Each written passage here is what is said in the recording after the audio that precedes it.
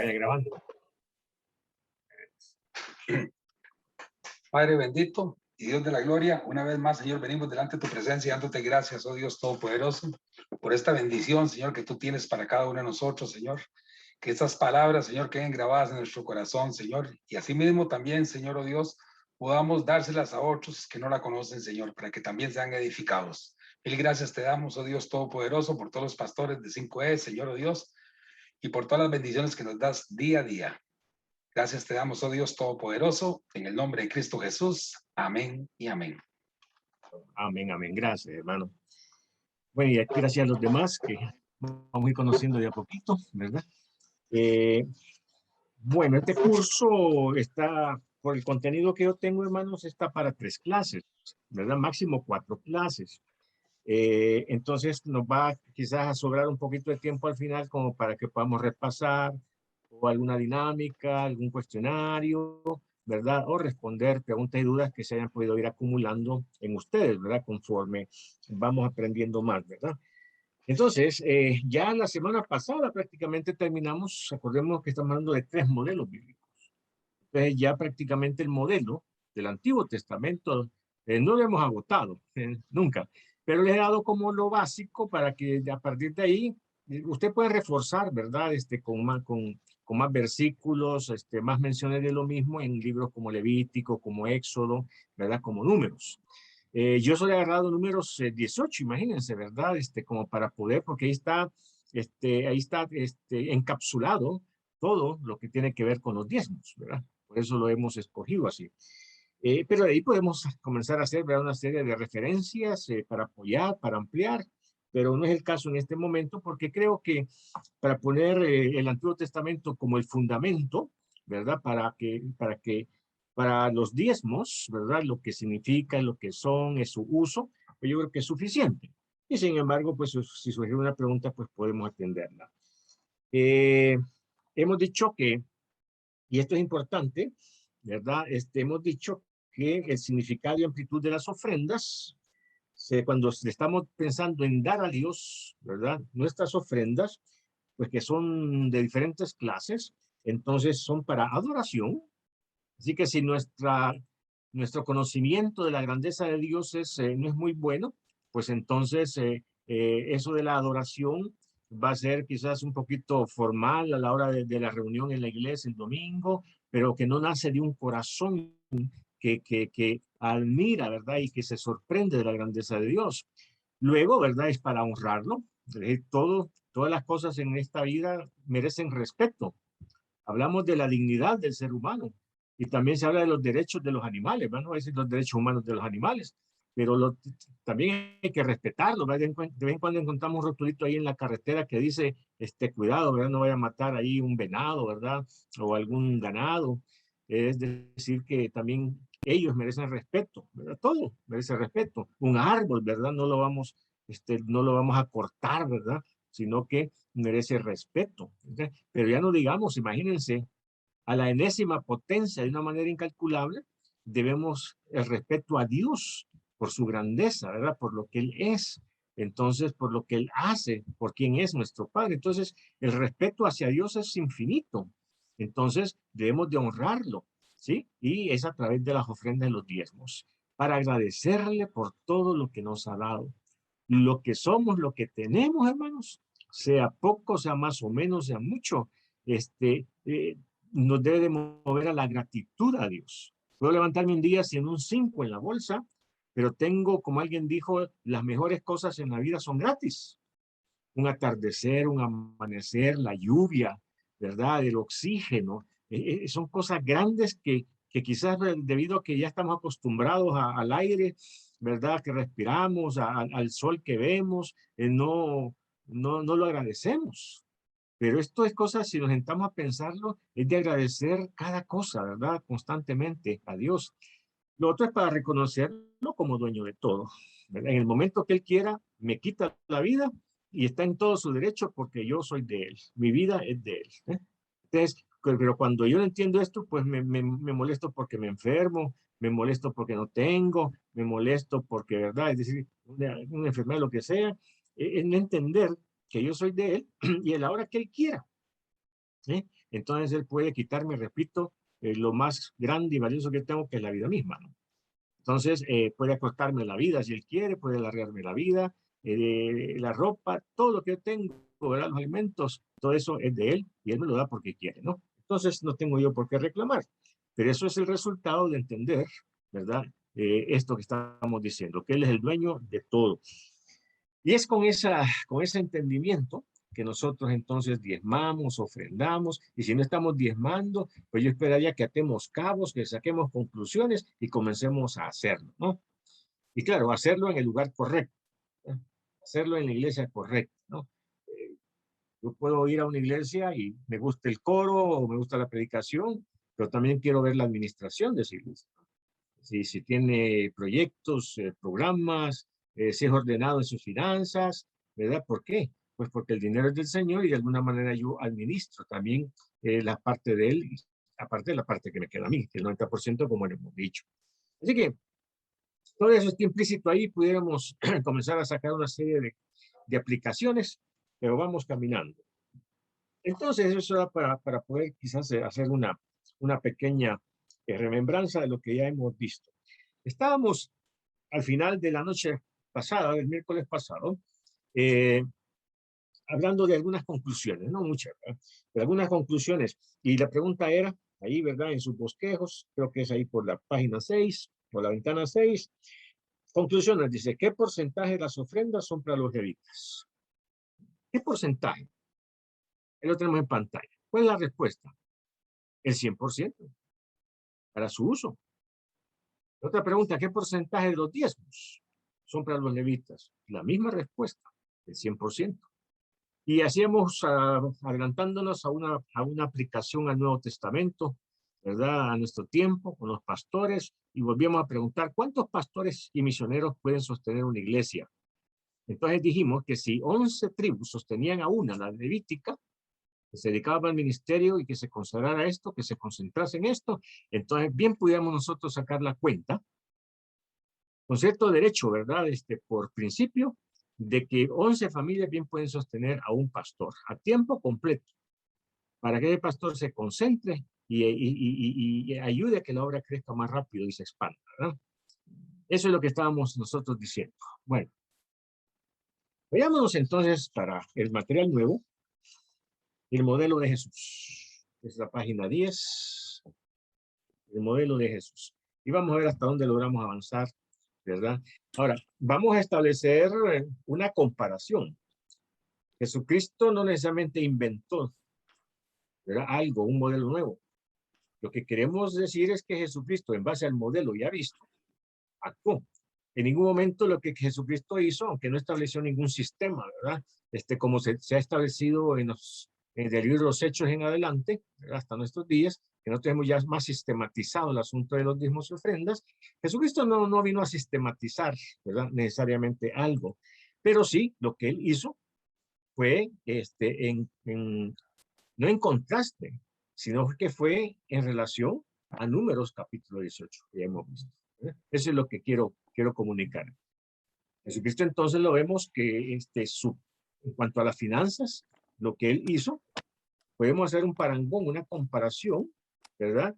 Con el Antiguo Testamento, con las enseñanzas, y va a casar, va a cuadrar. Y eso viene entonces a reforzar, ¿verdad? En nuestro caso, agarrando ya el modelo del Antiguo, que Jesucristo lo practicó, ¿no? Entonces no sistematizadamente, entonces podemos decir, bueno, entonces de estos dos modelos yo puedo entonces quizás sacar un modelo para mi persona, para mi ministerio, para la iglesia, en este periodo, en este tiempo. Esa es entonces la lógica que estamos siguiendo, ¿verdad? Bien, con esa aclaración, vamos a ver entonces la siguiente página. Dice, ¿cómo se sostuvieron ellos en el ministerio? Esa es la pregunta, ¿verdad? ¿Cómo se sostuvieron ellos, hablando de los 12, que son la iglesia ahí en cápsula, ¿verdad? ¿Cómo se sostuvieron ellos en el ministerio? Bueno, ahí está. Y vamos a ver varios pasajes en la Biblia. Número 1, recibían dinero de las mujeres. Lucas 8 y versículo 1. Vayamos entonces ahorita a Lucas capítulo 8, porque acuérdense que lo importante de este curso es la base bíblica que estamos proveyendo. Estamos tratando de no dar opiniones personales, sino que estamos diciendo, la Biblia dice, miren, aquí está en tal parte, ¿no? Así que eso es lo que le da autoridad a nuestra práctica, o debe darnos la autoridad en nuestra práctica material en cuanto a las finanzas, pero entonces también en este curso, en esta enseñanza. Así que en Lucas, capítulo 8, seguramente ustedes ya lo conocen, pero vamos a leer entonces en esta oportunidad. Dice de la siguiente manera. Aconteció después que Jesús iba por todas las ciudades y aldeas. Saquemos algunas implicaciones. Jesucristo entonces con su grupo de 12 se podía mover de una ciudad a otra. Ahora, hoy en día nosotros, ¿verdad?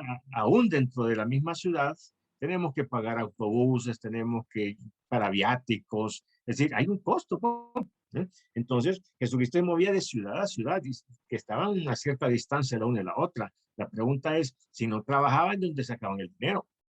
¿Mm?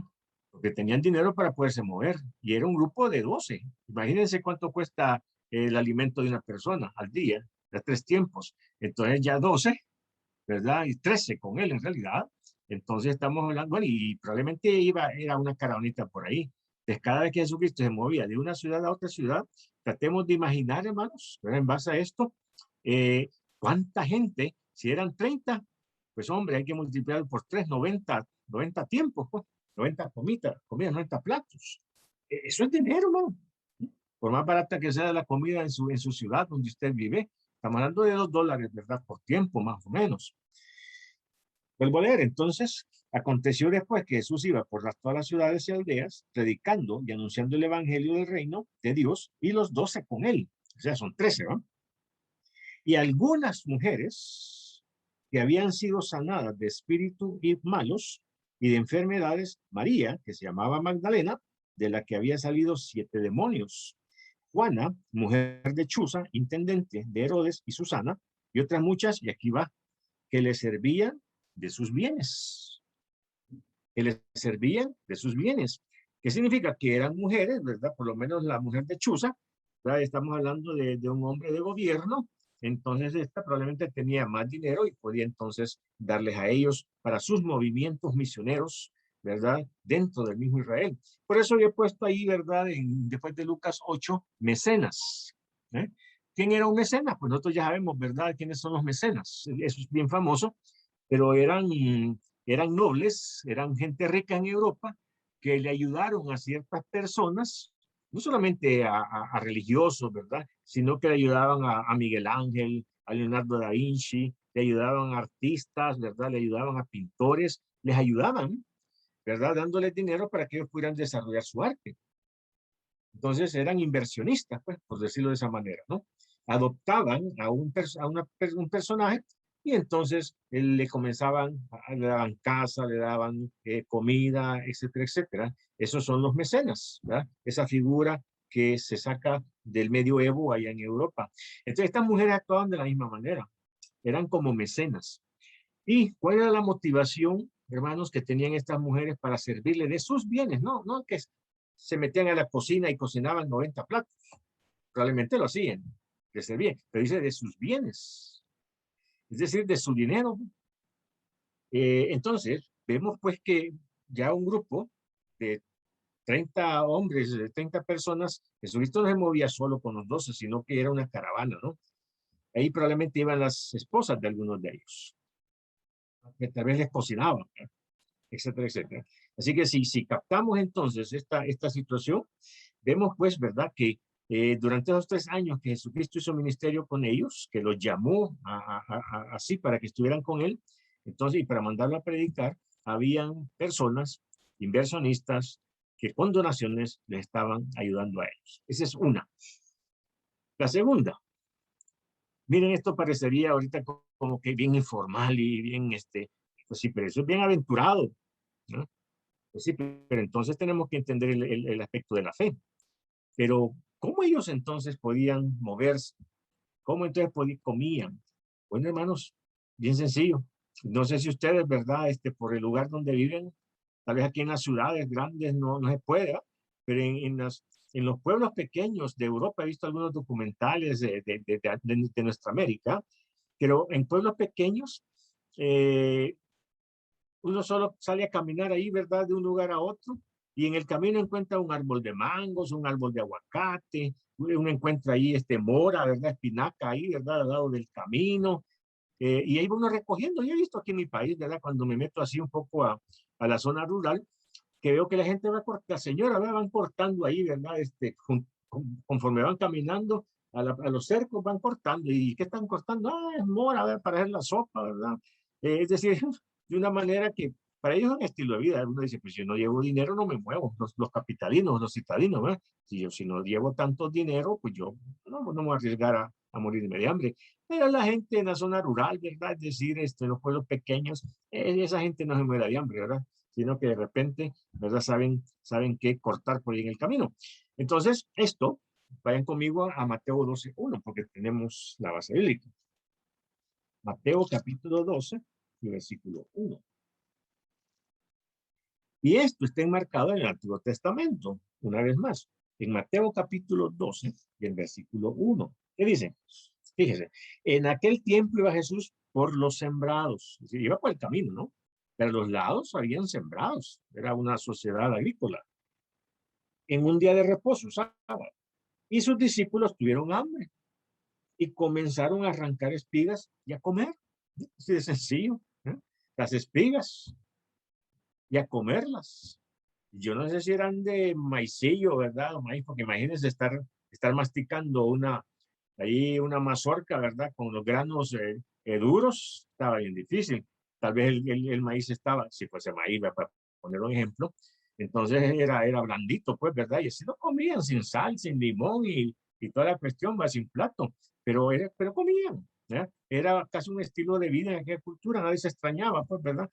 Entonces, en el Antiguo Testamento, y ahí vamos, ¿verdad? Esta práctica realmente está enmarcada en la cultura hebrea, pero también en la ley judía.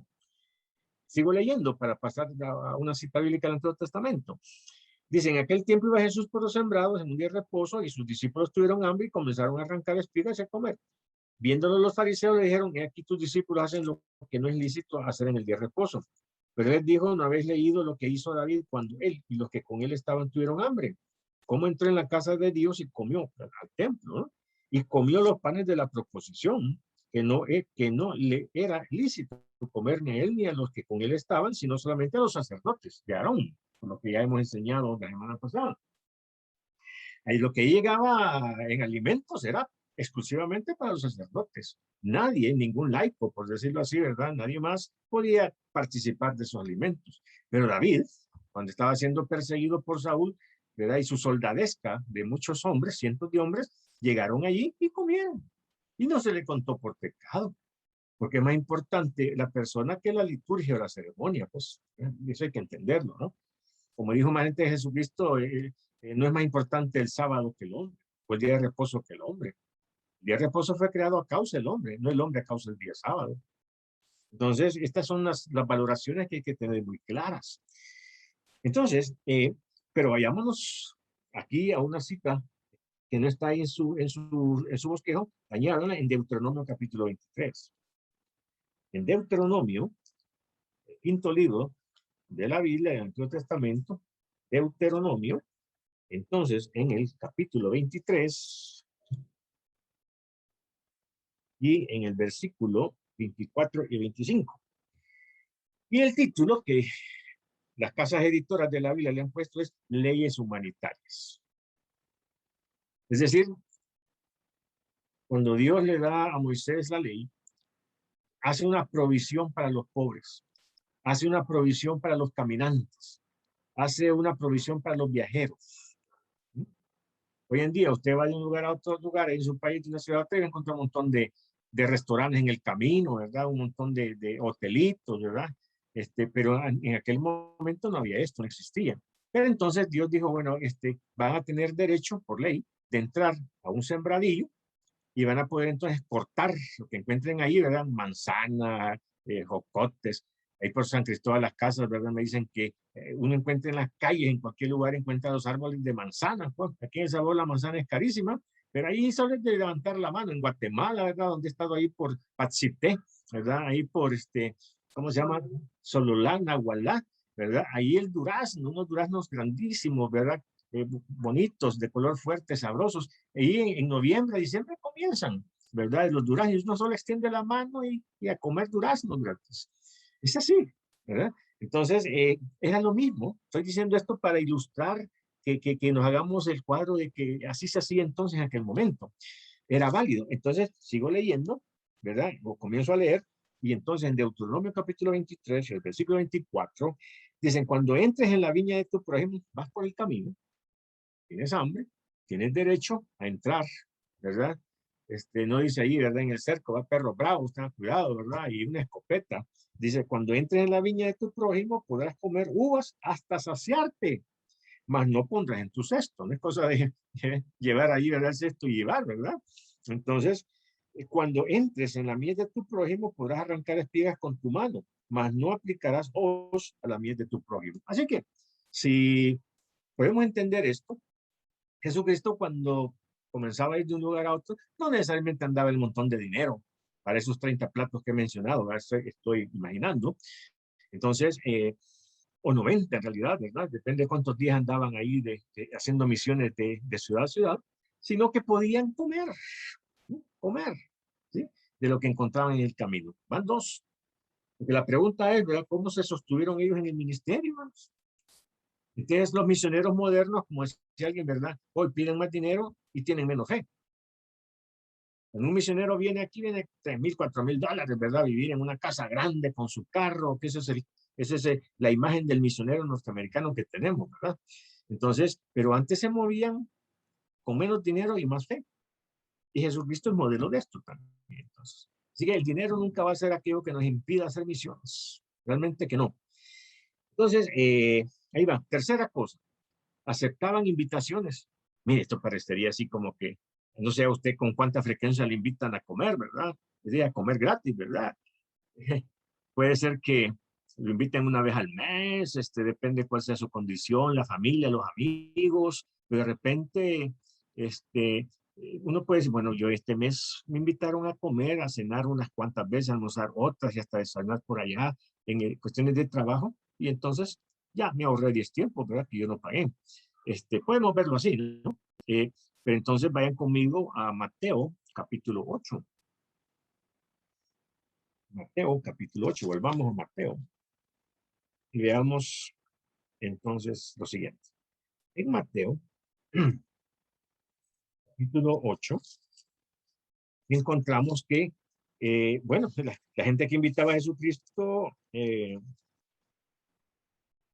era gente que tenía facilidades, así como las mujeres, ¿verdad? Que podían de sus bienes mantener, ¿verdad? Es decir, con sus donaciones a ese grupo de 13, ¿verdad? Y más, los colaboradores que iban con ellos. Pues aquí también teníamos gente con dinero, ¿no?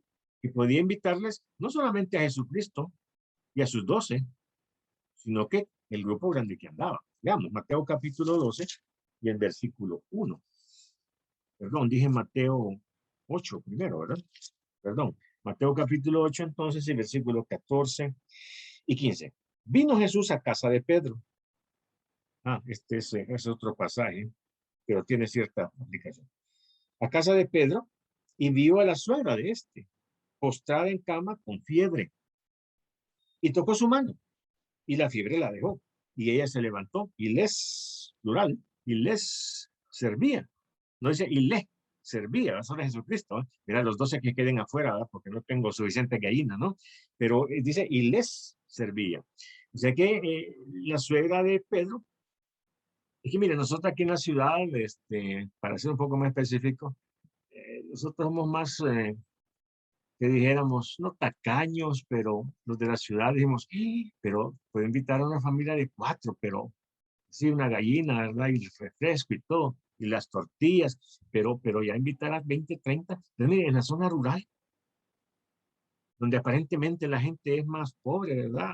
En realidad no, pues no en todos los casos. Pero a veces a nosotros nos han invitado y de repente la señora dice, no, hay 5 gallinas, mató 5 gallinas y comimos doble todos. Sí, ¿eh? Es que hay malentendido, la gente de la ciudad tiene dinero, la gente del campo no tiene dinero. No, si solo extienden la mano, ¿verdad? Ahí están los huevitos, ¿verdad? Y ahí está la crema, el queso, las tortillas. Es decir, entonces algo así era en aquel momento, ¿no? No era tan complicado como ahora, ¿no? Fíjense que, como testimonio, eh, yo siempre me moví cuando iba a actividades misioneras, a predicar a una ciudad, yo siempre me movía con mi familia. Mi esposa y mis 3 hijos, o sea, éramos 5. Y cuando a mí me invitaban, la gente sabía que yo no iba a llegar solo, porque no se trataba de preparar un plato, sino preparar 5 platos, ¿no? Y todo bien, yo creo que es correcto, así tenía que ser. Ahora, yo medía la situación, ¿verdad? Si era una familia con limitaciones, pues obviamente que yo colaboraba. Pero era parte de la ofrenda, de la actividad misionera, de la predicación, etcétera.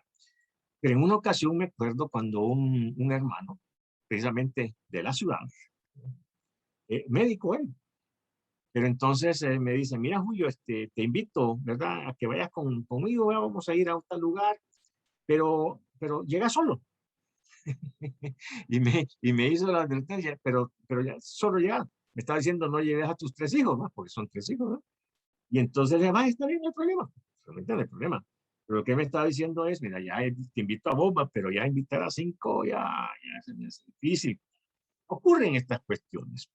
Ahí lo pongo también como testimonio, cosas que se ocurren. Pero repito, en el caso que estamos nosotros viendo aquí, la suegra se sintió tan agradecida con Jesucristo porque la había sanado que se levantó a cocinar.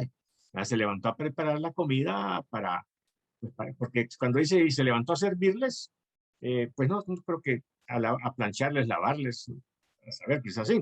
Pero lo que sí es claro entender que se levantó a darles de comer, a atenderlos como la visita que ellos eran, con un corazón agradecido. Veamos otro pasaje en Lucas 5:29. Lucas capítulo 5 y versículo 29. Creo que estén siguiéndome, ¿verdad? Con la palabra para que conste, ¿verdad? Entonces nosotros que lo sacamos directamente de la Biblia.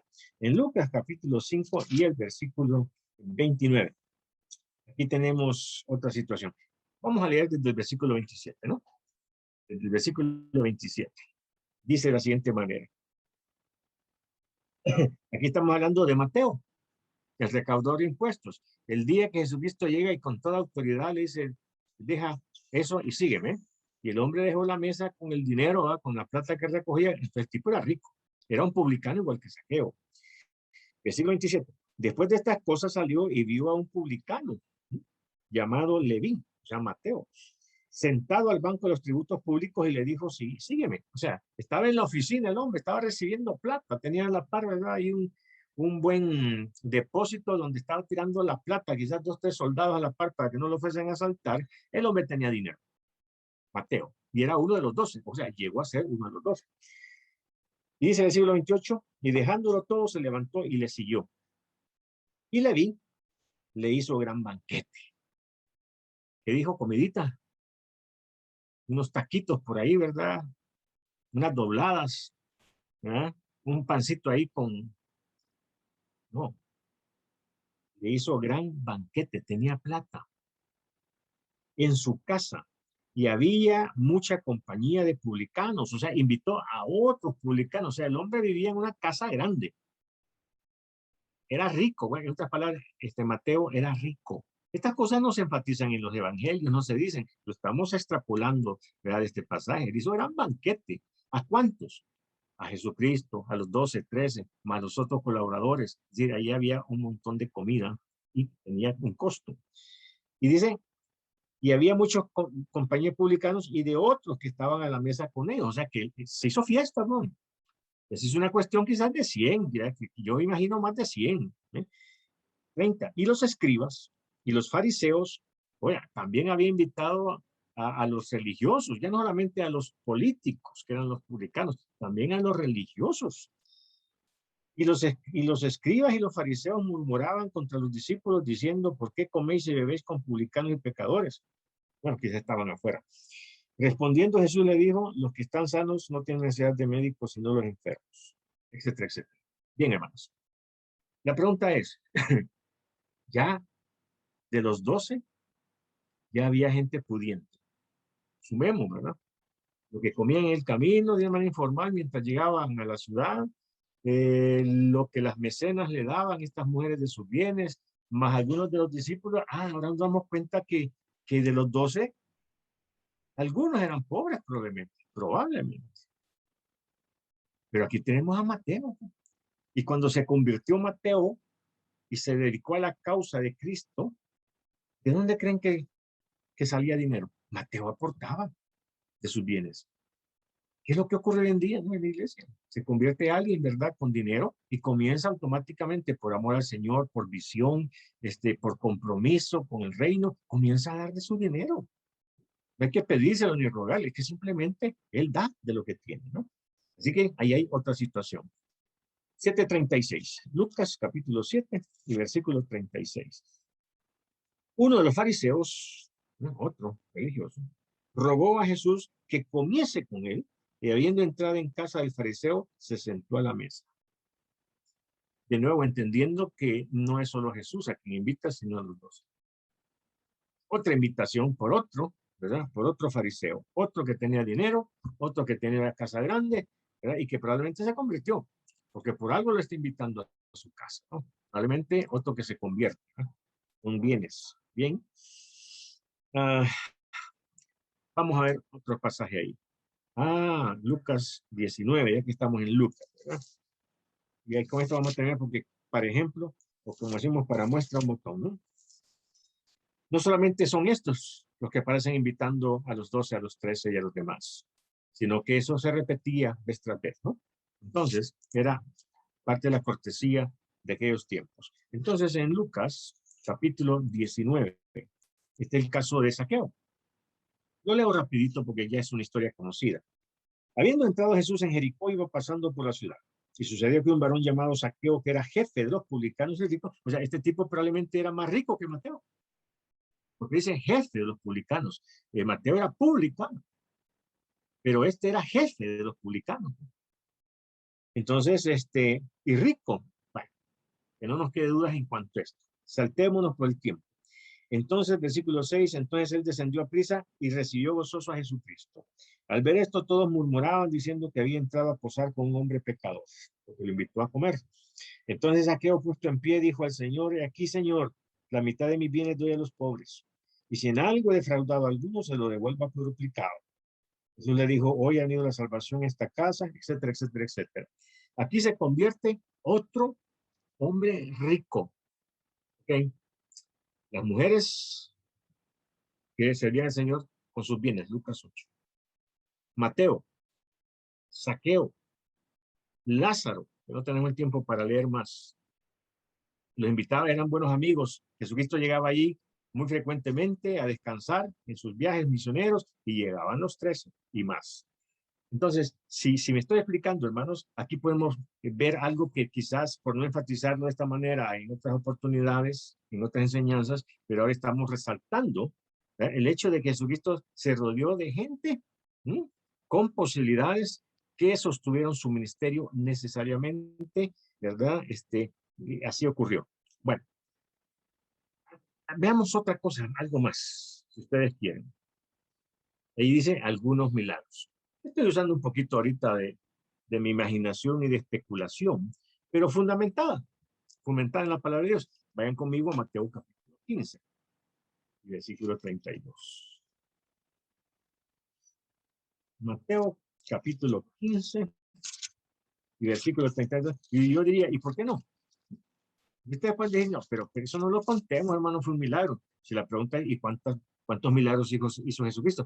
Es decir, encontramos que en la Biblia solo estos dos milagros ocurrieron cuando Jesucristo agarra unos cuantos pececitos y unos cuantos panes y los multiplica y le da de comer a 4,000 y sobran varias cestas, y después en otra ocasión le vuelve a hacer lo mismo y entonces ahora le da de comer a 5,000 y vuelve a sobrar. Es decir, yo no creo que haya sido la única vez. Está la pesca milagrosa, ¿eh? Cuando Pedro y los demás frustrados que no habían logrado pescar nada durante toda la noche y madrugada, y Jesucristo dice, vaya, tienen la red, Y entonces en el nombre de él la tiran, ¿verdad? Con incredulidad, y la pesca milagrosa, las redes se rompían. Es decir, ¿por qué no ocurrió más veces?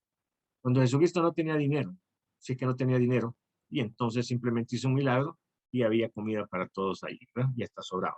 Pero leámoslo. Entonces ahí en Mateo capítulo 15, versículo 32.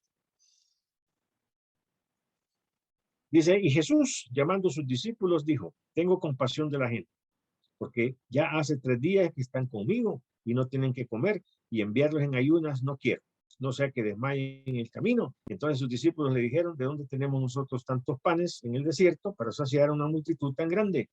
Jesús le dijo, ¿cuántos panes tenéis? Y ellos dijeron 7, y unos pocos pececillos. Y mandó a la multitud que se recostase en tierra, y tomando los 7 panes y los pesas, dio gracias, los partió, y dio a sus discípulos, y los discípulos a la multitud, y comieron todos, y se saciaron.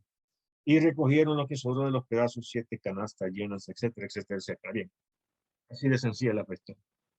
Ok, entonces ya estamos cambiando quizás un poco nuestra perspectiva de ese grupo de Jesucristo y sus 12, de esos 13 y las personas que lo seguían, algunas mujeres, quizás algunos niños. Diría yo, quizás los 12 andaban con sus familias, porque si se iban de un lugar a otro durante semanas, quizás no era de dejar a la mujer abandonada en casa, sino que algunas se iban con ellos, quizás cocinaban en el camino, o si no, hermanos, es una pregunta, ¿cuántos de ustedes creen que de los 12 apóstoles todos eran solteros? ¿Les cuadra a ustedes eso o creen ustedes, tal vez no nos hemos preguntado esto antes, de Pedro sí sabemos porque acabamos de ver ahí en Lucas 8 que Jesucristo sanó a la suegra. Ya Pedro era casado, no dice cuántos hijos, porque la Biblia a veces no menciona estas cosas porque, como alguien dijo, ¿verdad? Los teólogos dicen, es que la Biblia no nos distrae con datos como estos, ¿no? Porque se dice, y Pedro era casado, entonces ya todos nosotros aquí dicen, ¿y cómo sería la esposa de Pedro? ¿Y cómo se llamaba? ¿Y cuántos hijos tuvo Pedro? Entonces ya nos estamos distrayendo de la verdad bíblica. Es decir, Dios quiere que nosotros nos concentremos, ¿verdad? En Jesucristo, en su obra, en los 12, en su carácter, en lo que hicieron. Pero ¿quién era el esposo de Pedro? ¿Cómo se llamaba? No es que no, tal vez en el cielo ustedes, ¿verdad? Los que ven ventaneando van a saber, ¿verdad? Y van a conocer a la esposa de Pedro. Y los curiosos que quisiéramos saber ya, ¿verdad? Cómo era la esposa de Juan, o era soltero, ¿no? Y a qué edad se casó y dónde fue la boda. Mire, todas estas cosas son distractores. De la Biblia omite una cantidad de datos que a nosotros no, ya quisiéramos tenerlas, pero que del momento no nos importa, ¿verdad? Y que del momento nos distraería. Pero yo soy de los que creo que los apóstoles tenían esposas. Eso ya lo vamos a reforzar cuando veamos el modelo de Pablo. Pero entonces, pues digo yo que el grupo era grande. Es lo que quiero enfatizar en esta ocasión. Así que recibían dinero de algunas mujeres de sus bienes, recogían espigas en el camino, aceptaban invitaciones frecuentes de gente que les daba buena comida y entonces algunos milagros cuando creo yo fue necesario. Pero que comieron, que tuvieron viáticos para moverse y hacer la obra misionera, entonces vemos que el modelo de Cristo consiste en estas cosas. Repito, algo de esto ocurre en el ministerio pastoral hoy en día, hermanos, porque estamos hablando de levita, ¿no? Estamos hablando de la congregación, estamos hablando de los levitas, estamos hablando de los pastores, de los misioneros. ¿Algo de esto ocurre en la vida de los misioneros, hermanos? De estas 4 cosas, respuesta, sí. Si usted es líder, ha estado cerca de un líder, y usted le ha tocado hacer ministerio, se da cuenta que lo que estoy diciendo, que lo que Cristo hizo, a usted le ha pasado, a mí me ha pasado. Yo me puedo identificar con todas estas cuestiones. Gente agradecida que nos ha servido a nosotros como familia. Puedo decir algo, que mi familia, no gastamos en odontólogos, no gastamos en dentistas. ¿Por qué? Porque teníamos algunos hermanos, buenos odontólogos aquí del país, que siempre nos estaban sirviendo de su arte. Y ustedes saben que la odontología es cara, que tiene costos altos la dentadura. Imagínense, ¿verdad? Mi familia, 5 bocas, y que yo no he gastado casi nada nunca durante 20, 30 años porque teníamos 2, 3 odontólogos buenos amigos. Hasta que tuve que decirle a una de ellas, ¿verdad?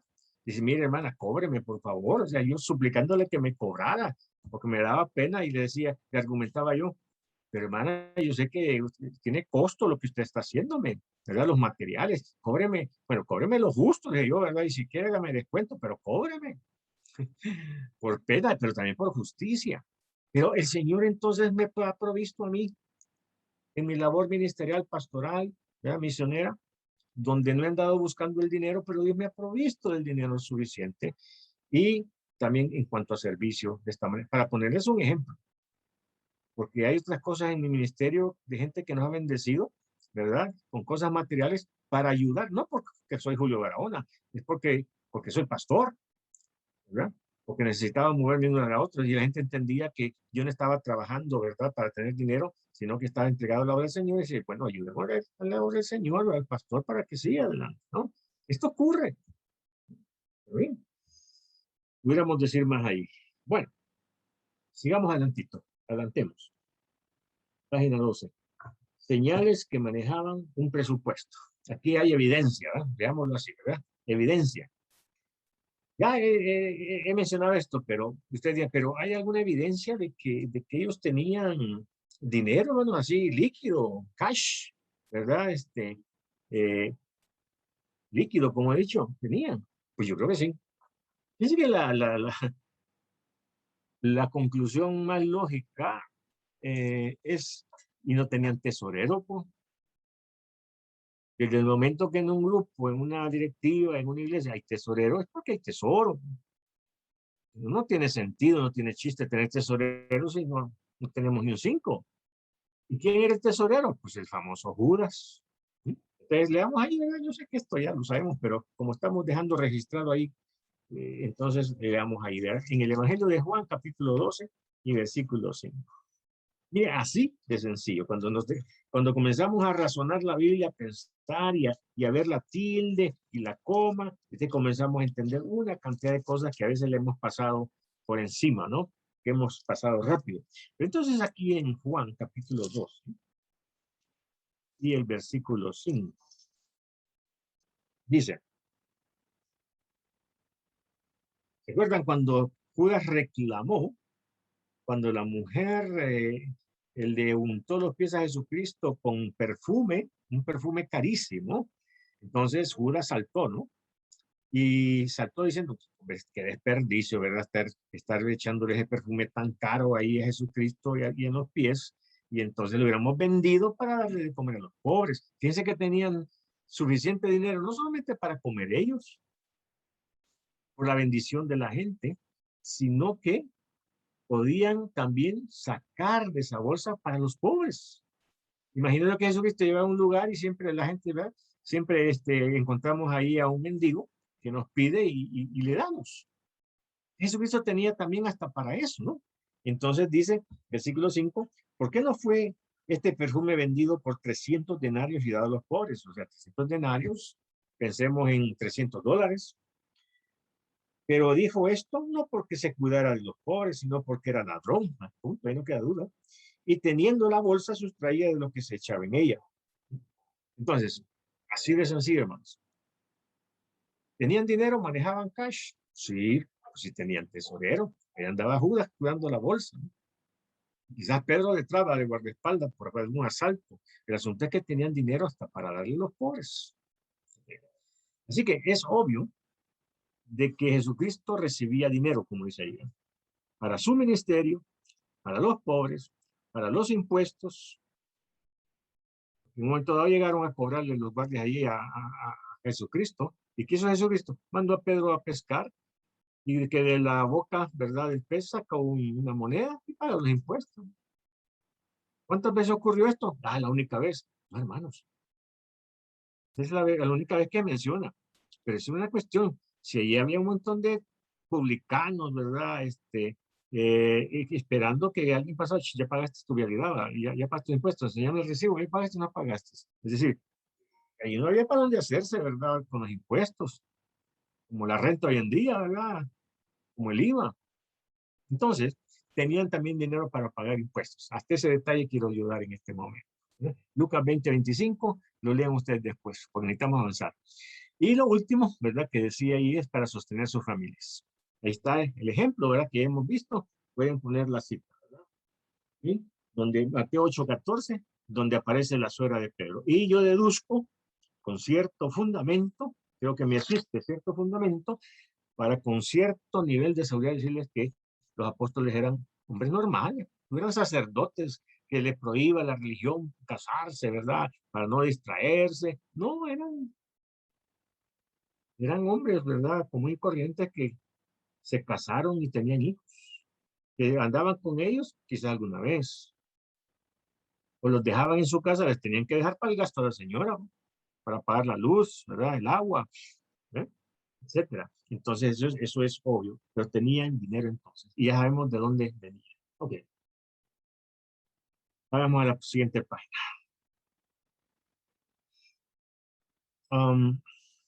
No poseía nada para mayor movilidad. Cuando digo no poseía nada, hermanos, déjenme que les explique entonces un poquito más. Agarremos de nuevo, por eso comenzamos el Antiguo Testamento con el modelo de Números 18 de los levitas y sacerdotes. Cuando digo que no poseían nada, es porque yo les preguntaría, aunque ya lo hemos recalcado, pero déjenme que lo volvamos a razonar así. ¿Los levitas eran gente pobre? No.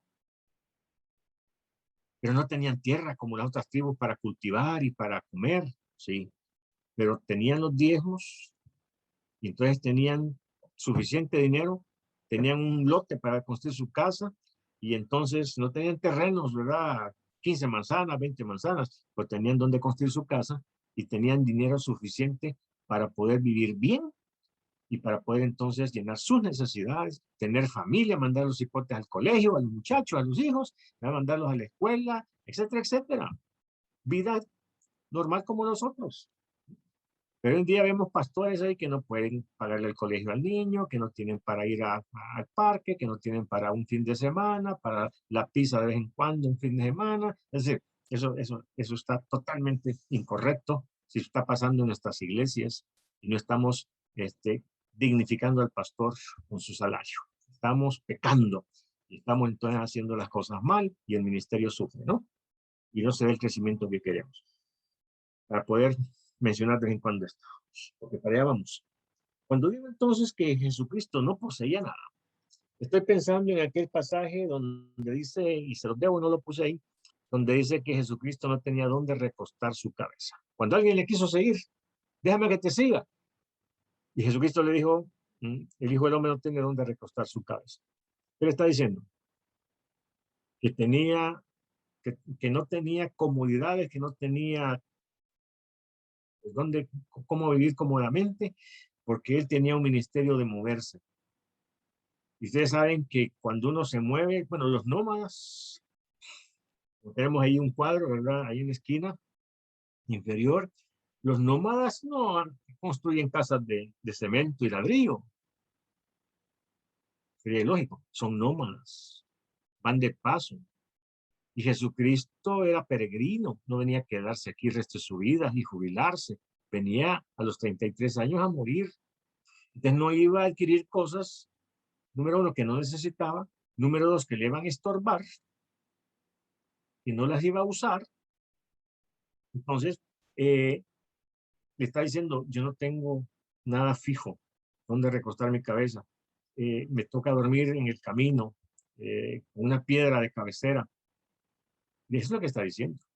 No está diciendo que no tiene donde comer, que no tiene para el calzado, que es un pobre. No, eso no está diciendo Jesucristo. Simplemente está diciendo que no tiene cosas materiales, como todos los demás mortales aspiramos a tener un terrenito, una casita, ¿verdad? Algo fijo, algo estable, que nos da seguridad en la vida. No, Jesucristo no tenía esto. Y así le va a tocar a muchos pastores, que les toca cambiar de ciudad, de iglesia a iglesia, pero no estamos para hacernos de cosas materiales. No estoy diciendo que no hay que hacerlo y que es pecado.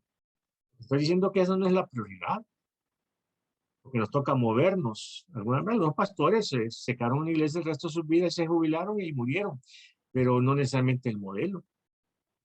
No estoy diciendo que sea malo, Entonces, pero sí tenían para moverse, tenían para comer, tenían para vestirse, tenían para sus necesidades básicas y de su familia. Así que, así es como digo, no posee nada para poder tener mayor movilidad. Para poderse mover, no tenían cosas fijas. Y en ese sentido le estoy diciendo. Vayamos a las páginas que siguen, ¿no? El principio de prioridad. Juan capítulo 12, versículo 8. El Evangelio de Juan capítulo 12 y versículo 8. Ahí es donde estamos. Dice, versículo 7. Entonces Jesús dijo, déjala para el día de mi sepultura, ha guardado esto. El caso del perfume que está ungiéndolo y para Judas está derrochándolo. Dice, porque a los pobres siempre los tendréis con vosotros, mas a mí no siempre me tendréis. Hay iglesias que se han desequilibrado. Más algunas iglesias que yo conozco que ya han perdido su visión espiritual y se han quedado con una visión social. Son denominaciones que tienen hospitales, que tienen colegios, que tienen aldeas para hacer caridad y que muchos de sus fondos que consiguen con diezmos los dedican a la obra social, pero no tienen para el evangelismo, para el evangelio, para los pastores. Practican más ahí, ¿verdad? El misionero que tiene una librería donde venden libros, pero que no hacen necesariamente la obra espiritual, la obra social. Se han desviado.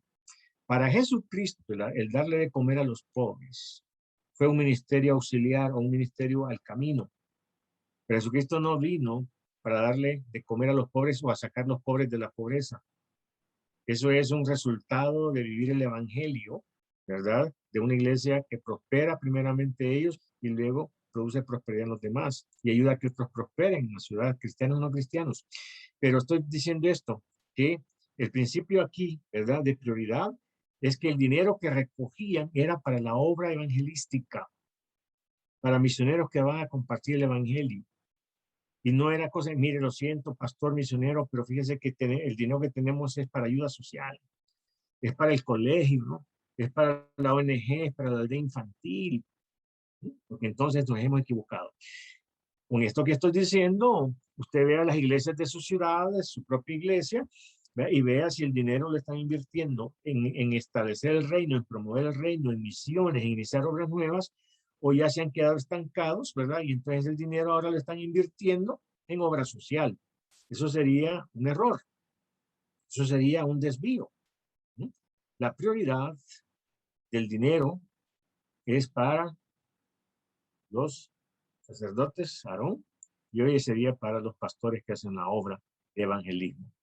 Claro, ahí hay que añadir edificación, todo lo demás, ¿verdad? Pero en términos generales lo estoy diciendo, ¿no?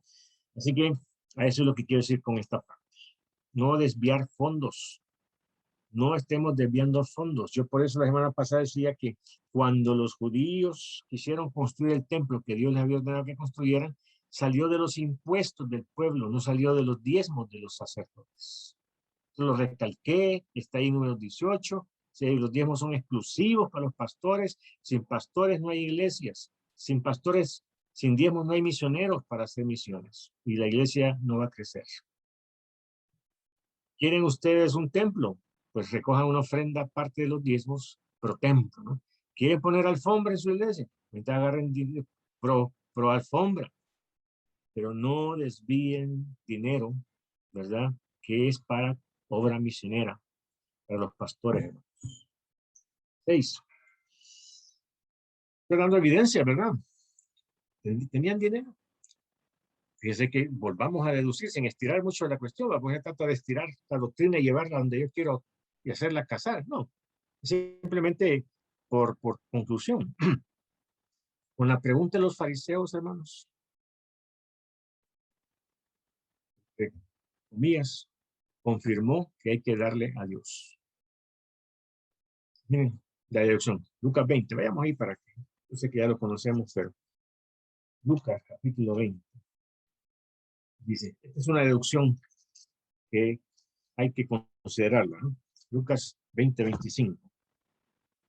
Dice, Leamos desde el 23 para que veamos el contexto. Repito, no conocemos, pero queremos tener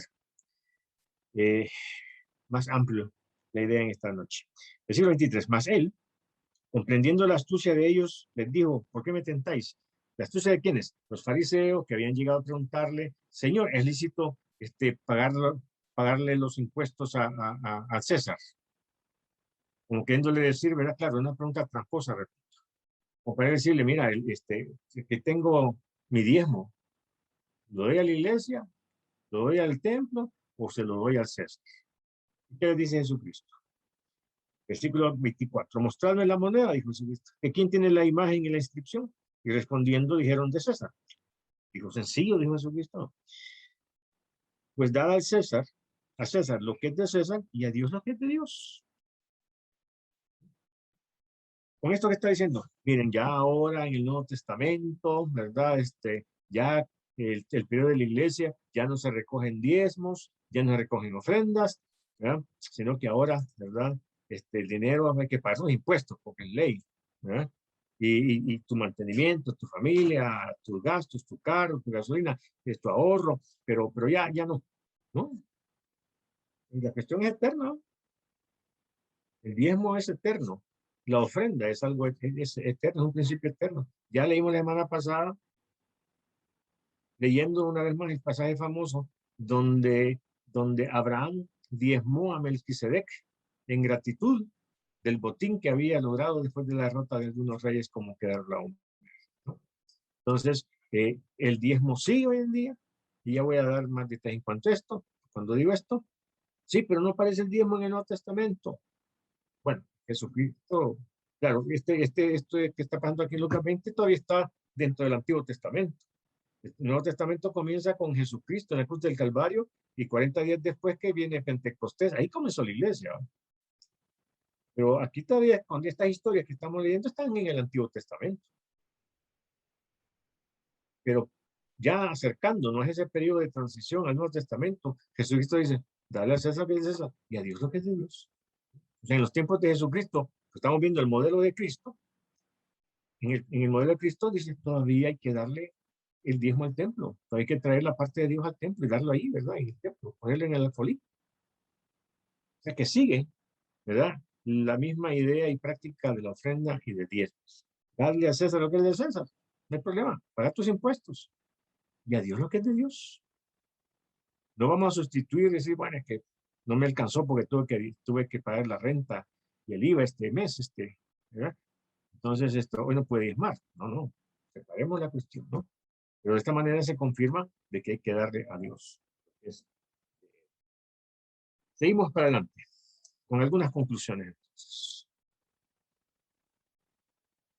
¿el obrero es digno de recibir salario?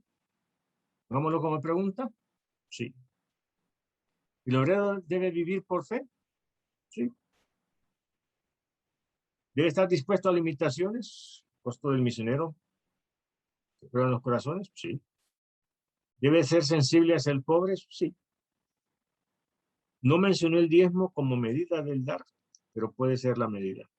En el Nuevo Testamento, lo vamos a ver, repito, como en el Nuevo Testamento, en el modelo de Pablo que vemos a continuación, no se mencionó el diezmo en el Nuevo Testamento. No se mencionó como norma. ¿Por qué? No dije ley, como norma, porque ya hemos aprendido del modelo del Antiguo Testamento. Era una ofrenda. Pero dice no mencionó el diezmo como medida, con letra mayúscula. La pregunta para mí sería, vamos a ver, hermanos, razonemos un poquito. Bueno, hermanos, entonces llegamos a la conclusión de que hay que ofrendar a la iglesia en el Nuevo Testamento. En el Nuevo Testamento, aunque no aparece el diezmo, pero sí debemos de sostener la iglesia y a los misioneros para que hagan la obra misionera de establecer el reino de Dios. ¿Cuánto damos? Sería la pregunta. ¿Cuánto damos? Puede ser, bueno, lo que pueda, hermano. Como está la norma en Corintios, conforme haya prosperado. Vaya.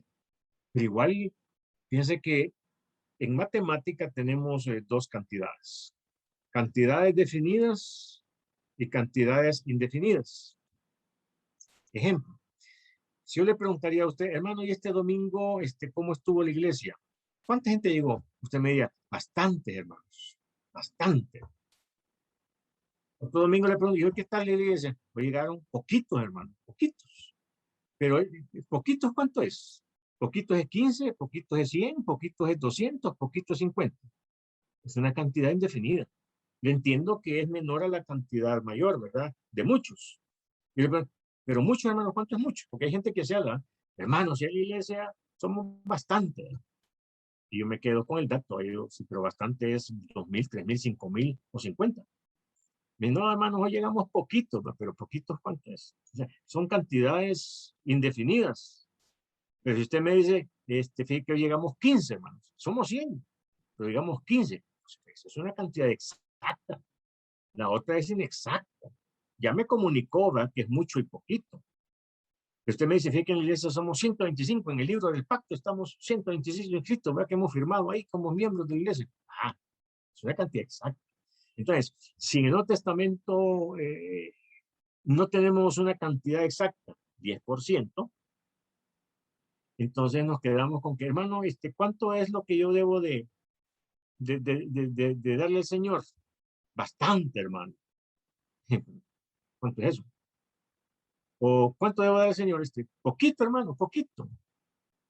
No, no es así la cosa. Se necesitan cantidades para ser, como dijéramos, exactos y ser ordenados. Entonces necesitamos una cantidad. Entonces eso dice, mi hermano, yo ya lo entendí. Entonces yo no voy a pedir a los hermanos y enseñarles que diezmen. Yo pues ya que den el 20%. Cosa suya, ¿no? Encuentra asidero, hay enseñanza para eso y el contexto se lo permite, pero dígales, hermanos, usted dé su 20%. Dos diezmos, ¿verdad? Diezmo el 15 y diezmo el 30. ¿Ok?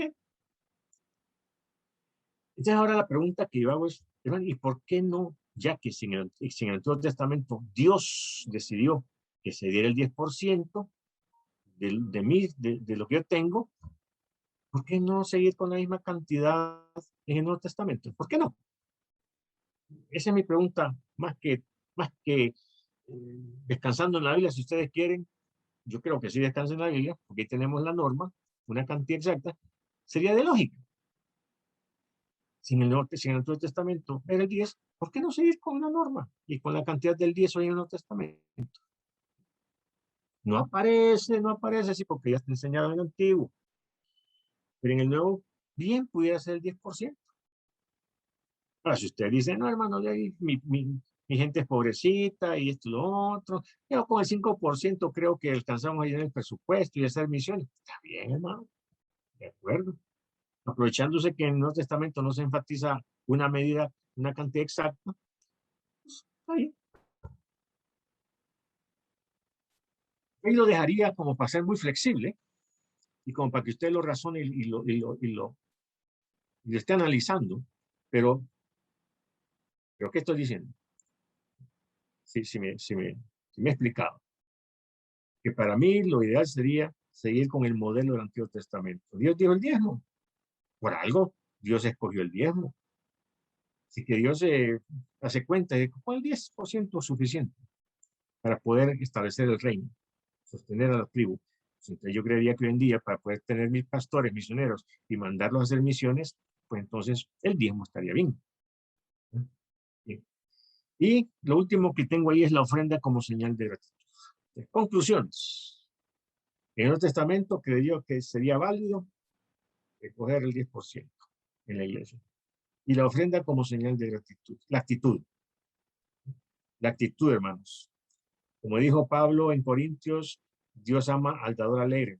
Ojo, vamos a leer esto cuando lleguemos al modelo de Pablo, porque allí, si nosotros somos respetuosos de la palabra de Dios y de la doctrina, cuando Pablo dice esto, no está hablando de diezmos y ofrendas para la iglesia, está hablando de una ofrenda, una donación a los pobres de Israel en el contexto de Macedonia y los Corintios.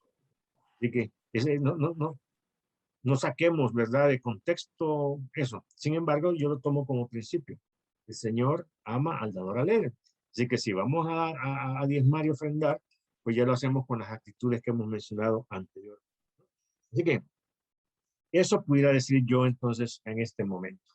Vamos a ver qué horas tenemos y si surgen algunas preguntas. 8:37, estamos temprano, ¿verdad? Ahí apareció el hermano Genaro. Sí, hermano, cuéntenos. Hermano, me asombra lo que dice Mateo 10:10, cuando el Señor envía a los 12, cuando el Señor Jesús, que dice en el 10:10 al final, porque el obrero es digno de su alimento. Yo recordaba que es digno de su salario, pero el Señor establece, es digno de su alimento. O sea que si tienes alimento en casa, compartirlo con los hermanos que van a hacer la obra, ¿verdad? Es porque es digno de recibir ese alimento. Ujú. Esa Es es una. correcto, ¿no? Y dos, estuvimos estudiando Malaquías, y si aplicamos lo del Antiguo Testamento al Nuevo Testamento, me gustaría compartir el versículo 10 del capítulo 3 de Malaquías. 3:10 dice: trae todos los diezmos al alfolí y haya alimento en mi casa. Y probadme ahora en esto, dice Jehová de los ejércitos, si no os abriré las ventanas de los cielos y derramaré sobre vosotros bendición hasta que sobreabunde. Sí, correcto, hermano. Por eso digo que si seguimos buscando en el Antiguo Testamento, todavía esto viene a apoyar. Dice, hay alimento en mi casa. No era un restaurante, pero era donde tenían que llevar los judíos todos los cereales para que comieran los sacerdotes. ¿Verdad? Es en ese contexto. A ver, ahora sí entendemos, porque decimos, hay que llevar alimentos al templo. Sí, pero ¿quién se los come?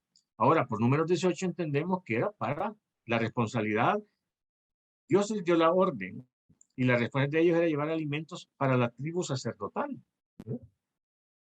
Y es la única vez donde aparece la palabra probadme. Probadme. ¿No? Pruébenme. Tráiganme el diezmo y si le hace falta, ya no lo traigan. Pero yo decía aquel día, pero lo podemos hacer extensivo para nosotros en esta época. sí, hermano. Fíjense que cuando lleguemos al modelo de... Queremos ofrendar. Perdón, hermano, no le escuché. Ya se me fue La idea. mi conexión, hermano. Ah, sí, sí, sé que nos congeló un poquito, pero la voz la seguimos oyendo. Bueno, yo decía, ¿verdad? En base a lo que el hermano está diciendo, hermano Genaro, y eso es la enseñanza que vamos a ver en el modelo de Pablo, el pasaje que estaba señalando, ¿verdad? Donde vamos a todavía hacer algunas citas, así como estamos haciendo citas del antiguo hoy en el modelo de Cristo, en el modelo de Pablo vamos a hacer citas del modelo de Cristo. Y ahí vamos a ver precisamente lo que estaba diciendo el hermano. Vamos a enfatizar, ¿verdad? Que el obrero es digno de su salario, que es lo que enfatizó Pablo. ¿Sí? Y está haciendo citas, ¿verdad? Que del buey, ¿verdad? Que no pondrá bozal al buey que tría. Entonces, vamos a todavía ampliar más. Así que si ya entendimos con el modelo del Antiguo Testamento números, y ahora hemos añadido algo más, acercándonos más al modelo del modelo de Pablo. Así que, repito, la intención es que del modelo del Antiguo, del modelo de Cristo y el modelo de Pablo, vamos a sacar nosotros el modelo para nuestras iglesias hoy. Pero ahora ya tenemos más razonado el cómo vamos a manejar nuestras finanzas en la iglesia. Y creo yo que vamos a quizás tener que hacer algunos cambios ahí, ¿verdad? En el presupuesto y en los programas y en los proyectos, pero que vamos a entonces a tener mayores resultados espirituales, ¿sí? Al comenzar a usar el dinero de la mejor manera. El dinero es importante, hermanos, en la obra de Dios. Y de ahí, pues, la importancia de este curso, de este seminario, ¿verdad? Gracias, hermano Genaro, por eso. Vamos a tomar ese pasaje que usted nos ha leído en el modelo de Pablo entonces. ¿Algún otro comentario, hermanos, que yo creo que es importante, ¿verdad? Y creería que si hay algunas preguntas, comentarios, dudas, las saquemos en este momentito. Hermano, y si uno se cambia de iglesia, el diezmo lo tenemos que llevar a esa iglesia. Vamos a ver, si usted se cambió de iglesia, tiene que haber alguna razón, hermanos, hermana. ¿Cuál sería algunas de las razones por la cual una persona se cambia de un lugar a otro? Número uno, porque no estoy satisfecha o satisfecho con mi iglesia. Busco otra donde sienta que me edifico más amor, más compañerismo, más visión, más ministerio. Moverse por comodidad no necesariamente es la motivación correcta. No, lo mío era una pregunta, que si el diezmo, vaya, si una persona se cambia, lo tiene que dar donde se ha cambiado o siempre de donde, eh, de donde se cambió. Sí, no, correcto. Solo estoy, ¿cómo se llama? Le puedo responder ya, pero solo que quería darle un poquito de más forma, porque siempre es bueno pensar, porque me cambié. La recomendación justa es, le pongo un ejemplo. A mi iglesia venía una hermana, una familia con sus 3 hijos, viuda y sus 3 hijos, y vivía cerca. De repente tuvo que cambiarse de colonia a otra colonia más lejos, y la hermana seguía viniendo a la iglesia. Pero bien sacrificial, pues es peligroso el transporte, ¿verdad? De lejos, el gasto. Y entonces una hermana me dice, hermana, fíjate que hay una iglesia por ahí, hermana, cámbiese a la iglesia. Porque a mí no me preocupaba, hay un diezmo menos, ¿verdad? O esta familia va a dejar de ser ministrada. Entonces le dije, asesórese que es una buena iglesia, buena doctrina, y ya no venga hasta aquí, hermana. Quédese allá, ¿verdad? Entonces, ahí hay una razón de por qué se movió, práctica. Pero yo puedo decirle, no, hermana, no nos abandone, ¿verdad? Que no nos traicione, hacerla sentir mal, véngase donde usted esté, véngase. No, hermana, eso no es correcto, ¿verdad? Sería desconsideración de parte del pastor. Y entonces, si ella ya deja de ser miembro de mi iglesia y se hace miembro de otra iglesia, ahí es donde tiene que diezmar. Bueno, para responder así su pregunta. Si usted se ha cambiado de iglesia por algo, pero usted tiene entonces ahora que diezmar en la iglesia donde está y dejar de diezmar donde estaba. Y hay más casos, hay un montón de razones por qué la gente cambia de iglesia. Pero entonces la respuesta, sí, ¿verdad? Su pregunta sería entonces, sí, hermana, sí, comienza a diezmar a donde usted se está reuniendo.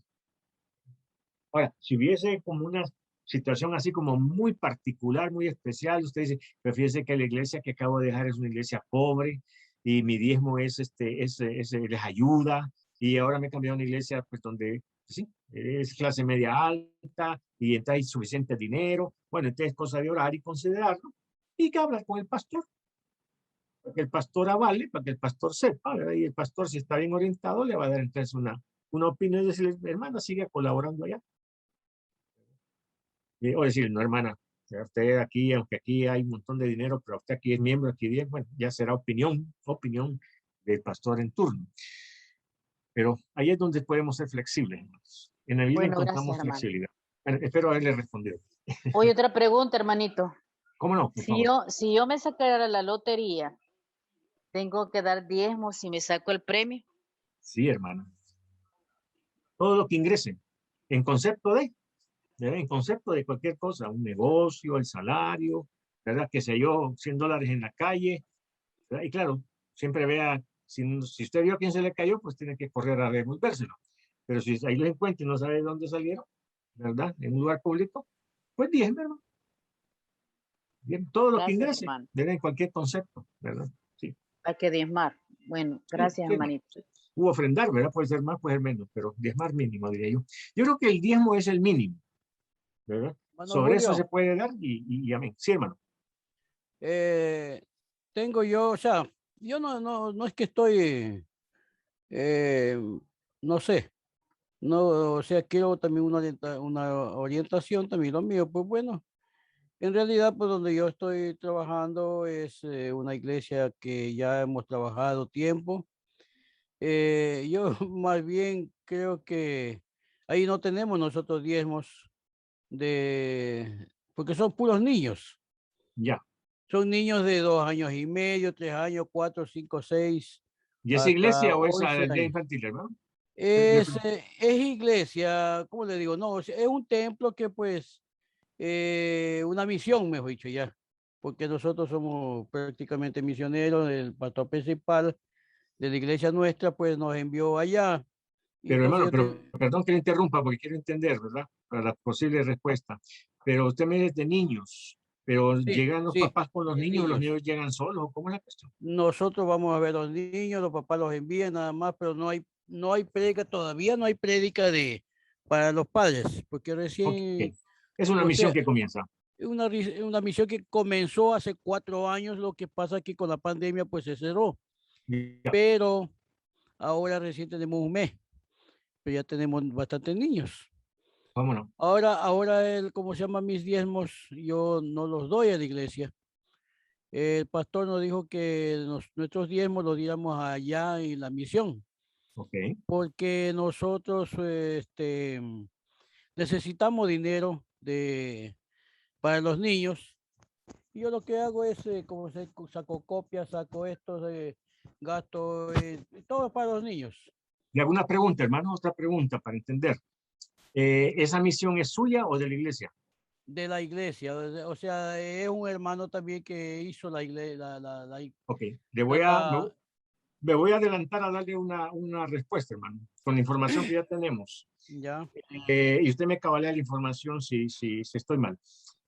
Eh, yo creería que lo mejor, lo más ordenado, lo más contable, ¿verdad? Por testimonio y por todo esto, es que si esa misión que se está levantando es una misión de la iglesia, usted sigue diezmando a su iglesia.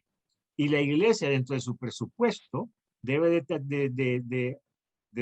tener, de definir, de apartar una cantidad para sostener esa misión.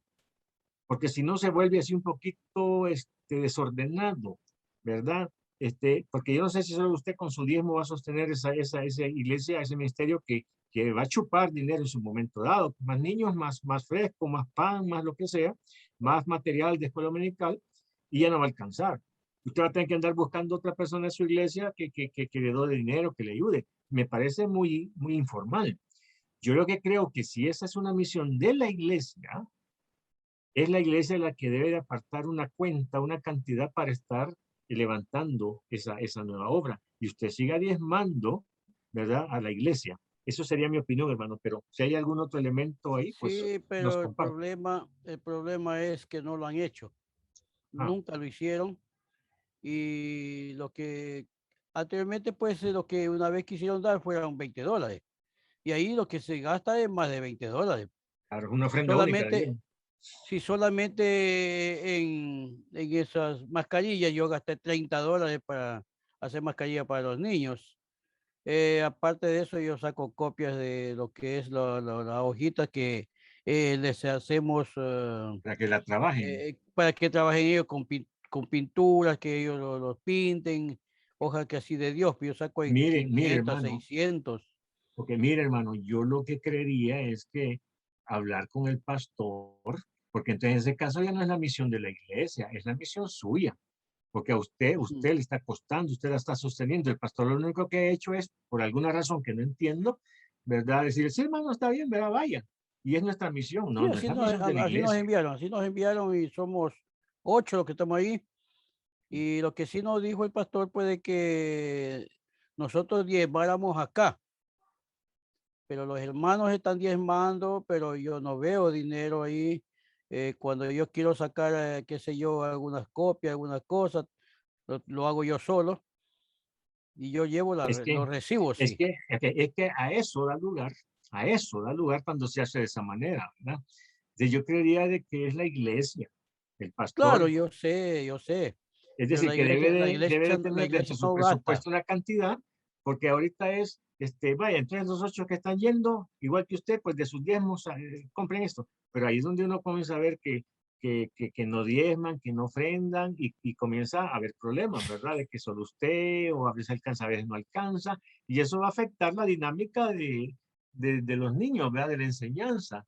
Así que yo no sé qué razón tendrá el pastor para manejarlo de esa manera tan informal, ¿verdad? Pero no me parece, hoy por hoy, no me parece que sea correcto, ¿verdad? Claro, yo siempre, o sea, a un hermano en Cristo yo le dije, ¿sabe qué? Pues dice, yo le voy a pedir dinero al pastor porque aquí se necesita eso, incluso los almuerzos de los hermanos Niños, que a veces vamos sin viáticos, almorzar. Pero viáticos. yo le digo, no, tranquilo, pues, si no almorzaste, pues yo te invito. Ujú. Yo los invito a almorzar, qué sé yo, Sí, lo que pasa es que o a eso veces de cocinamos allá. de momento le alcanza a usted y puede, pero si el grupo crece, es decir, ya no va a alcanzar y se va a afectar la obra de Dios. No, hermano, yo creo que ese no es un modelo correcto, ¿verdad? Yo Sí, creo que yo lo ahí sé. Por tendrá eso que que hablar yo, con el pastor y ver si se hacen cambios, ¿verdad? Algo por más eso que yo ordenado. le comparto esto, porque ahora que estamos estudiando todo esto de los diezmos y Sí, claro, entonces por lo que estamos pasando, pues. claro que sí. ¿Cómo no? Yo ya tengo mucho tiempo haciendo lo mismo, Ujú. porque lo que antes me daban, pues, las copias, qué sé yo, pero me daban 100, 200 copias, y eso no me alcanza, pues yo saco de 400, 500 copias para hacer, como se llama, campaña Sí, para la iglesia, entonces, para llevar más discípulos, pues. cómo no, claro que sí. Pero Bueno, entonces, yo qué lo hago bendición con para, todo gusto. claro, qué bendición para usted, hermano, estar invirtiendo ahí, ¿verdad? De su Sí, bolsa. yo me siento gozoso, me siento contento de hacerlo, porque yo sé que el Señor no es deudor de nadie. Y yo sé que Él incluso me está dando trabajo. Yo estoy contento, feliz. Bueno, segundo consejo es que si el pastor, por su visión, por su escuela o por su falta de escuela, pero ¿cómo se llama? No ve el hacer las cosas diferentes, ¿verdad? Que sea la iglesia la responsable y la que mantiene la nueva obra, etcétera. Pues entonces a usted le va a tocar que a buscar mecenas, ¿verdad? Algunos donantes que se Sí, comprometan yo con he hecho, cantidades ahí, para, pues, si no el ministerio no va a tener y, crecimiento, hermano. y le cuento que esta es la segunda iglesia donde yo he trabajado solo, Mm, porque cuando estuve en otra iglesia donde yo nací, así mismo me envió solo y las primeras veces me mandó comida para 20 adictos que teníamos digamos, en el caso de la misericordia que se llamaba. Y después yo busqué quien me sostenga en arroz, en todas las cosas. sí, ¿Y para qué? Le cuento que estábamos, pero bien, bien, bien. Yo tenía cada quincena tenía 2 quintales de arroz de dos piladoras. ujú, Y ropa, zapatos, zapatillas, la gente me daba a mí. Y como era bueno, para la misión, o sea, para las adicciones, a mí me ayudaban. sí, sí, sí. Sí. Sí. Bueno, pero no sé qué pasó con eso, o si se terminó por falta de dinero y otras No circunstancias. se terminó porque no hubo documentación y ahí se murió una persona. Entonces las autoridades vinieron y me cerraron el local e incluso estuve yo detenido, pues como yo a veces en otras clases pues yo he compartido, y ahí estuve detenido porque se murió esa persona. Sí, cómo no. O sea, se murió por abstinencia. Sí, cómo no. Sí. Sí, sí, sí. Entonces, Bien. Sí, lo que quiero esta es la comunicarle, segunda hermano, es iglesia que, que me ha tocado así. imagínense, ¿verdad? Ok. Sí, yo lo que creía es que usted debe si esa es la situación ahí, quizá un poquito cultural, ¿verdad? O porque usted no está pensando en iglesia, sino que más que todo o alguna ONG, ¿verdad? Algún ministerio especializado como con niños o como con toxicómanos. Entonces yo creía de que ahí debe de usted crear una estructura diferente, ¿verdad? Donde como en todas partes del mundo y aquí también en nuestro país, Ya estoy haciendo una fundación. exactamente, esa es la Sí, yo idea, estoy una haciendo una fundación. fundación con otro Ok, hermano en Cristo, estamos haciendo una fundación porque vamos a emprender, nuevamente vamos a levantar lo que es Casa Hogar Misericordia, o sea, para ayudar a los adictos. entonces ya no hablemos, hermano, de una iglesia, ¿verdad? Que usted dice, esta es una misión de la iglesia, sino que es un ministerio, ¿verdad? Con drogadictos o con niños, y una fundación sería la estructura, ¿verdad? Y eso le permitiría recoger dinero de otra manera, ¿verdad? De donantes, padrinos que adoptan niños, etcétera. Ese sería quizás el arreglo, ¿no? Ujú. Ok, gracias, hermano. No sé si alguien Gracias, comenta pastor. algo más. Don Julio, Sí, hermano. tengo entonces, para yo aclarar, digamos, para yo concluir en mi mente, Sí, si hermano. usted es miembro de una iglesia, lo justo sería para, para tener viva la iglesia, digamos, entre comillas, diezmar a la iglesia. Y usted, como todo es de, de Dios, y usted si quiere puede ofrendar a otros proyectos de otros lados. Correcto, hermana. Eso sería como lo correcto, ¿verdad? Sí, sería como dijéramos, de acuerdo Lo al orden, ideal. ¿verdad? Sí, de acuerdo a principios, ¿verdad? Es decir, que sí, el diezmo sería como lo mínimo, ¿verdad? Como lo mínimo. Siempre, diría yo, hermana, cuando algo así se hace, siempre vale la pena contar con la opinión del pastor, ¿verdad? El liderazgo. Porque pues decir, hermana, pero en lugar de, usted tendrá alguna razón para ofrendar por otra causa, ¿verdad? Por alguna Ajá. fundación, etcétera. Pero el pastor puede decir, pero hermano, fíjese que es que es su dinero y está bien, pero hermano, nosotros tenemos también aquí una necesidad aquí y fuera bueno entonces que lo haga. Entonces ya a usted le va a tocar discernir a dónde es mejor que usted ofende, ¿verdad? Pero repito, eso me parecería que existe la libertad y la flexibilidad para que usted pueda, aparte de su diezmo, ¿verdad? Que sea lo oficial, ofrendar en otro lugar. Pero eso ya hay que discernir bien por qué otro lugar y qué ministerio. Si va, la cuestión es que como inversionistas tenemos que invertir bien nuestro dinero, donde sea más productivo, ¿no? Donde sirva más. Eso sería un poquito la regla, hermano. Ok, muchas gracias. Para servir, hermano. No sé si hay algún otro. El hermano Roberto era, ahí levantó la mano. Vamos a ver, levante, diga, hermano. Verá, bueno, hay algo, digamos, que también hay que considerar. Hay muchos pastores que consideran que su iglesia no es la iglesia de Dios y se vuelve familiar, donde en realidad la concepción es no vivir para el Señor, sino vivir del Señor. Y automáticamente abren obras y que de una u otra manera solamente están esperando los diezmos. Pero cuando hay que hacer inversión en alimentar, en tratar de inyectar, en tratar de ayudar hasta que la obra se levante, porque obras como el hermano Marcos, tengo más de una, que en realidad tienen su corazón y el amor hacia el servicio al Señor, porque esa es la labor nuestra, llevar la palabra, tratar de ayudar, pero muchas veces confunden en el asunto en que tienen que trabajar para que en realidad se mantenga la iglesia principal, pero no ayudar a la iglesia como las que se abren como Sí, la iglesia obras. hija o las misiones, ¿no?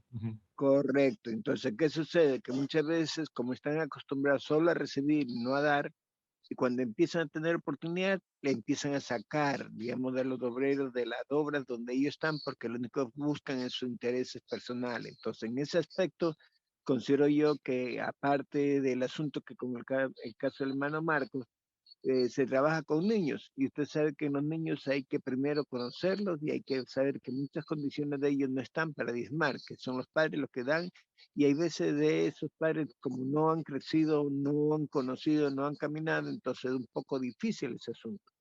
Y como usted dice, es necesario hablar con el pastor y hacerle claro, porque si no, la verdad lo que está es explotándolo y aunque el amor del Señor nos lleva y nos es bendecido, también es necesario sentirse que hay una cobertura especial en algo o que Dios lo guíe. Aparte de que nosotros busquemos también tener esto. Pero si no hay esa situación, ahí es donde empiezan a dañarse los ministerios, a separarse la de iglesia, a abrirse obras, perdón, y lamentablemente se daña la visión que Dios quiere, que es de enseñarle al Señor a amarle y a darle lo que le corresponde. Y eso es lo que ocurre con el hermano Marco y otros más hermanos que yo conozco, que viven para Dios, les encanta hacer la labor, nacieron para eso. Pero a los chicos, ¿cómo puede ser o pedirle algo si los padres a veces no colaboran? Porque a veces son de gente inconversa que mandan a los chicos allá y los chicos se sienten contentos, pero ellos no son los que manejan dinero ni trabajan, sino dependen de los que realmente los padres les den.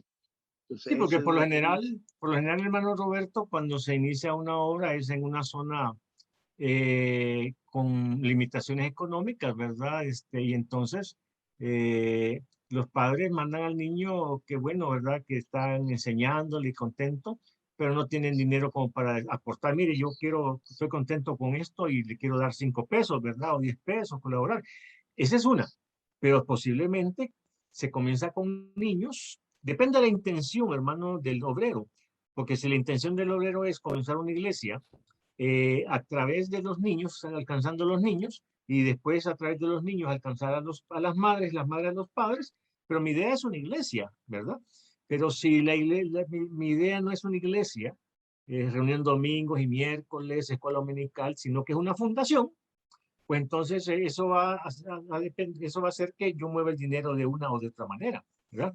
La otra cosa que también usted mencionaba o me sugiere a mí es que como hay una serie de variables, de repente tenemos una iglesia que quiere iniciar una nueva obra en otra colonia cerca, ¿no? O en otra zona. Y entonces manda a un hombre a tiempo completo, y si está mandando a un hombre a tiempo completo, entonces la iglesia lo está sosteniendo, ¿verdad? Y entonces le está dando dinero suficiente para que inicie la obra, con gastos pagados, es decir, para que alquile una casa en ese lugar, para que viáticos, etcétera. Pero puede haber otro modelo. El modelo es donde la iglesia dice, hermano, ahí hay un lugar en esa colonia donde hay gente interesada, vaya usted. Y el hermano trabaja, ¿verdad? En lo suyo, y comienza en la sala de su casa, no tienen que alquilar un local, y no necesita dinero, no necesita que la iglesia madre le dé una cantidad para comenzar, sino que el hermano, pues que el día miércoles en la noche comienza a reunir gente en su casa, él pone el cafecito, ¿verdad? Él pone el pancito. Un mes después llegan 3, 4 personas más, 2, 3, 4 familias, y de repente la gente dice, mire hermano, solo usted le está tocando comprar el pan, vea, yo voy a traer el café la próxima semana. Y otra hermana dice, yo te debo el pancito. Entonces ya la gente comienza a dar. Y esa es una manera bien sencilla de comenzar iglesias. Así he comenzado yo algunas iglesias, ¿verdad? Sin presupuesto, sin dinero, simplemente en la sala de la casa y la gente llegaba y entonces comenzaron a llegar a aportar. Después el grupo creció y dijeron, hermanos, alquilemos un local, hermanos, porque ya no cabemos. Entonces la misma gente va sintiendo la necesidad de aportar. Después se le pone el nombre, diezmo y ofrenda, ¿verdad? Conforme la gente va entendiendo a la luz de la enseñanza. Entonces hay diferentes estrategias, las estrategias son en relación al contexto, a dónde estoy yo trabajando, ¿verdad? Yo he trabajado con hermanos que tenían suficiente dinero y solamente me invitaron a mí a predicar el día miércoles, pero ellos ponían su casa, una casa grande, ellos ponían el café, ellos ponían el pan, después sándwich, después pollo. Ellos eran los que aportaron. Y el grupo creció y le fuimos dando forma de iglesia. ¿Ves? Hay diferentes formas. El No, dinero, sí, varón, perdón, eso está claro, digamos, aquellos que sabemos ser dirigidos por Dios. Lo que pasa es que en realidad esas gente o esos pastores que en realidad toman la iglesia para ellos, para servirse de la iglesia, cuando ya el obrero va creciendo, lo que hacen es simplemente reemplazarlo y poner a alguien de pronto de su familia o alguien muy cercano a ellos. Y ocurre también, hermano. lamentablemente esa obra, Ahí dio en el clavo. esa obra, en vez de Ahí ir dio en el creciendo, clavo. cuando ya está crecida, entonces empiezan a tener oportunidades de decirle, te reemplazo y sabes que de hasta el lado. Y el Sí. asunto está en que esa obra disminuye, porque cuando la mano de Dios está sobre el varón que trabaja, prospera. Pero cuando hay intereses, Dios es celoso de lo suyo. Tiene que Claro, dársele lo que le pertenece. Y ese es el problema de muchas iglesias, muchos obreros que en realidad no se decepcionan de ver en realidad y porque dan mal ejemplo. No son todos los pastores, pero también usted sabe que dentro de la rama, dentro del árbol hay de toda clase de frutos y hay sí, muchos hermano. frutos que realmente son amargos, otros Sí, son dulces, son buenos para probarlos. Entonces, en ese correcto. sentido, he visto más de unas obras que pudieron haber multiplicado y crecido, pero el que están limitados son muchas veces la cabeza y la cabeza no es dirigida por Dios y es dirigida por el hombre. Lo que el hombre comienza, el hombre lo termina. Sí, hermano, y eso es algo, sí, yo entiendo, y lastimosamente es muy común, son los pastores asalariados, ¿verdad? Como Jesucristo lo advirtió, y eso también tenemos un capítulo más adelante para hablar de los que, como dice la Biblia en el Nuevo Testamento, son los que hacen mercancía de los hermanos, ¿verdad? Esa es la palabra que aparece, mercancía. Entonces son los asalariados y que Jesucristo nos advirtió, ¿verdad? Entonces, ¿qué hacer en este caso, hermano? Estamos en una sociedad donde hay libertad de cultos, donde cualquier tipo, ¿verdad? Malintencionado, ¿verdad? Puede levantarse, proclamarse como pastor y comenzar una obra y su intención es el dinero, ¿verdad? No es la gente y no podemos hacer nada prácticamente, ¿verdad? Sino que apartarnos y quizás advertir a la gente, etcétera. Y habrán otros modelos que no son bíblicos, ¿verdad? Que son corruptos, ¿verdad? Y que, pues sí, hacen más daño a la obra de Dios y son los que dan mal testimonio, ¿verdad? A los no cristianos, por los cuales después con eso ellos tachan, ¿verdad? Así que Aquí es donde se dice que por los frutos uno los conoce. Exactamente, hermano. Así que nada que hacer en un sentido, simplemente no hacerlo yo, no caer en hacer esto por error, ¿verdad?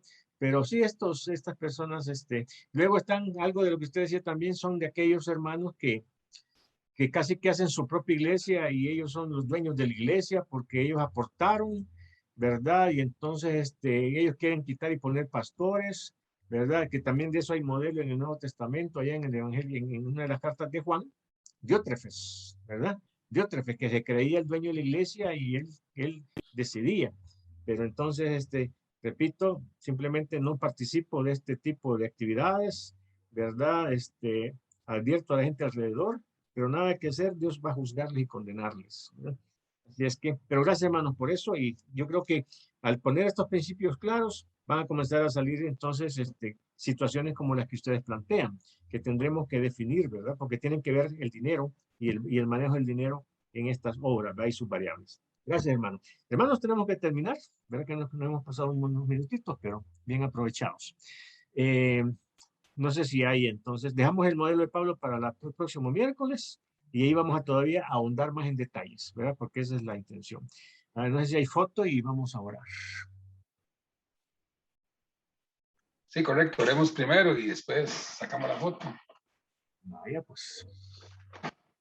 ¿Quién quiere despedirnos en oración, hermanos? ¿Alguien que quiere orar? Bueno, oro yo entonces. Padre Santo, muchas gracias por este tiempo bien aprovechado, Señor, tiempos, Padre Santo, que tú bendices tu palabra en nuestras vidas y queremos, Señor, que tu palabra lleve frutos, Señor, y que nos ayude a hacer las cosas bien en lo que tiene que ver con las finanzas en el ministerio a cada uno de nosotros. Por Jesucristo, Señor, gracias por tu bendición, danos una buena noche y Padre Santo, que podamos seguir sirviéndote, Padre Santo, teniendo este privilegio. Por Jesucristo. Amén y amén. Amén. Listos para la foto.